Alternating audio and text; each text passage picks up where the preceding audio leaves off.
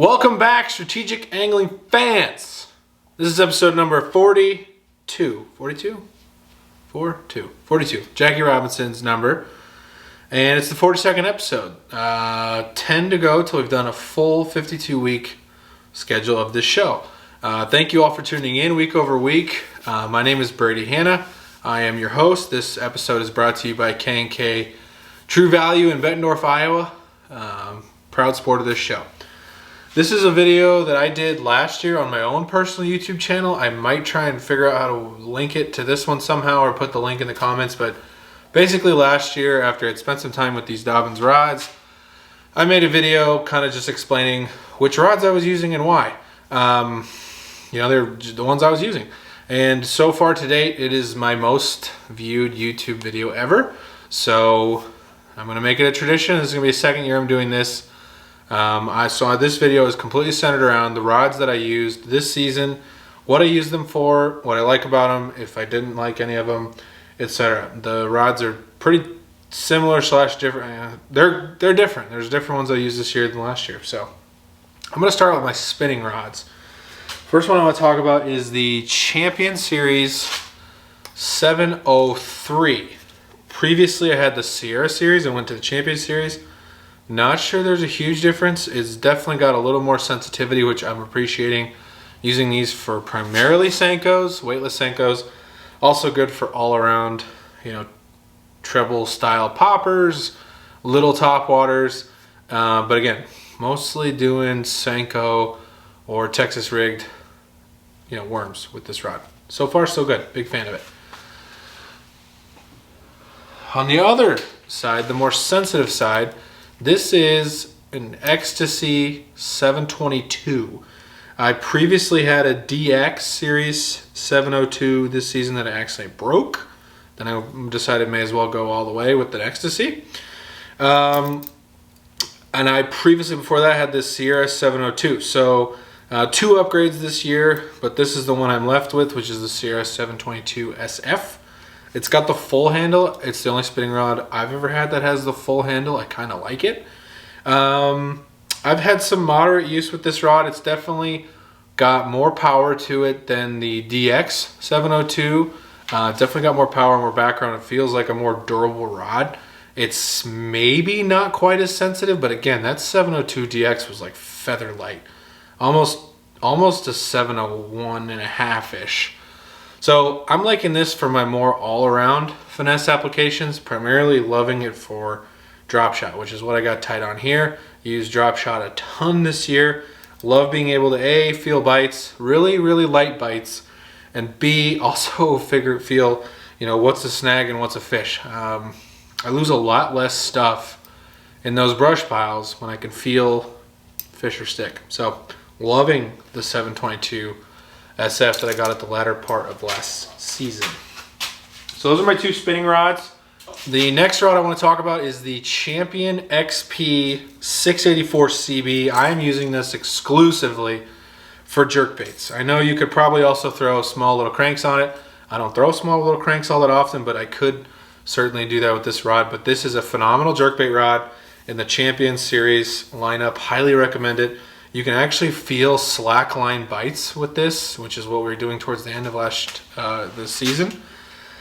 Really like the rod. It's very light, very balanced. It's not going to tire you out. You can do it one-handed. You can do it two-handed. I don't know how you do your jerk baiting, but loving this rod. I had this rod last year. Hadn't used it very much. This year, used it a lot. Very impressed. So 684 CB, jerk baits. Next rod I want to talk about is the 705. This again is a Champion XP 705 CB. So again, this is another graphite crankbait rod that I used exclusively for square bills and DT6, up to a DT6. I think that's where it excels. I think if you go deeper than a DT6, you can certainly do it, but I don't think this is the rod to do it with if you have other options. So love this rod. This might be my favorite rod. I'm not sure. It's my favorite or co-favorite or nearly my favorite rod. It is a great rod for square bills. I can't say enough good things about this rod. 705 CB, excellent square bill rod. Moving on. So next couple things we have, I have I picked up the Champ XP 733 this season. I did not have this last year. I picked this rod up after I did some fluke fishing this spring.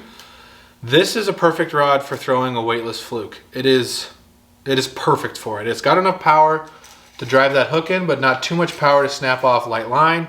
It's also a phenomenal rod for people who like to cast weightless Senkos, like Texas rig Senkos. You know, prefer to do that in a casting setup. A lot of people use this rod for that. I am primarily using it for fluke fishing or other really light weightless plastic fishing. Love this rod. Probably going to say that a few times, but I really do like all these rods. Last year I ran 3 734s. This year I dialed back, and you'll hear why. But the 734, obviously nothing new. You guys have heard about it if you've been watching these videos all year. 734 is kind of my all-around rod. You can quite literally do darn near everything with these rods. I've gotten a little more specialized, so that's why I've dialed down to 2. But they're great for spinnerbaits, spooks, lipless, chatterbaits. You can't go wrong with a 734, and I got 2 of them, and I still love them. So, let's see, what else we got here?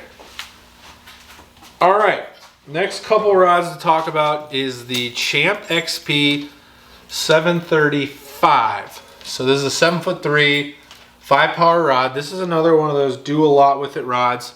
Some people do the same things they do with 734 with 735. I prefer to go 734. It's a little bit more giving, but the 735 is my all-around like weedless swim bait rod, or I actually sometimes will throw small glide baits with this thing, or you can even do some light flipping with it. It's another very good all-around rod, but it's considerably heavier than a 734. This is a perfect rod for a weight, like an 1/8 ounce rigged skinny dipper. This is a great rod for that. I don't use my 735 nearly enough. It's one thing I'm going to work on next year is finding better use for it. But primarily I had a swimming worm or a swim bait tied on that thing all year long. The next one I talk about is what do I have here in my hand? Next one I talk about is gosh, I got cords everywhere. This is a new rod for this year, for me. It is a Champ XP 736 CB glass. So this is a glass rod. I didn't mess with glass rods all last year. I thought I was a graphite guy. Boy, was I wrong. This 736 is phenomenal. It is a great chatterbait rod.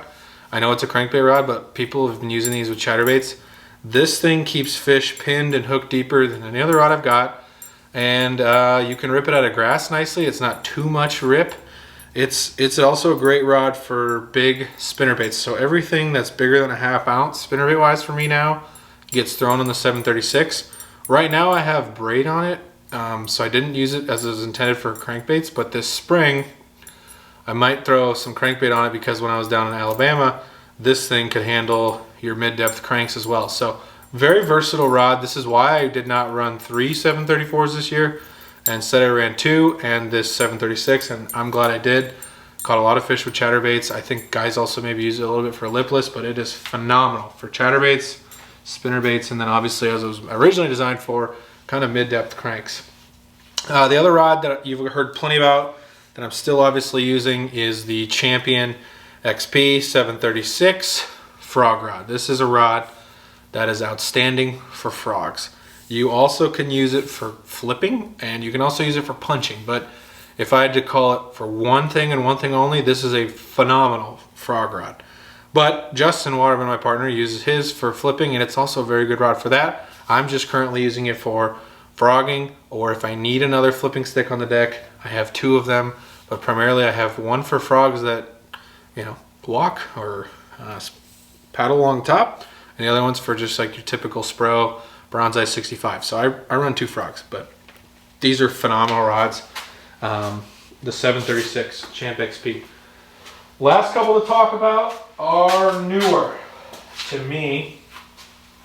So last year I ran a 766, and for most of this year, I guess, I ran a 766 flip, Champ XP 766 flip. It's a great rod if you're punching ounce plus. It primarily excels like, I think, ounce and a half plus. It is a incredibly stout rod, but it wasn't getting used enough by me. So when my buddy Chuck, and co-host of the show at times, asked if I wanted to do a little trading, I said yes. So I traded him 766 flip for this 805 DX flip. The reason I did that was because this one excels at 3/4 to ounce and a half, which is the more primary punching weights you kind of use on the Mississippi River. You know, so I'm excited to try this rod. I have not tried it. Brand new to me for next year, but didn't use the 766 as much as I would have liked to. If you're a guy who's punching a lot, that is a very, very good punching rod, but I just didn't use it enough to have a whole setup dedicated to it. So we're gonna try the 805 DX flip next season.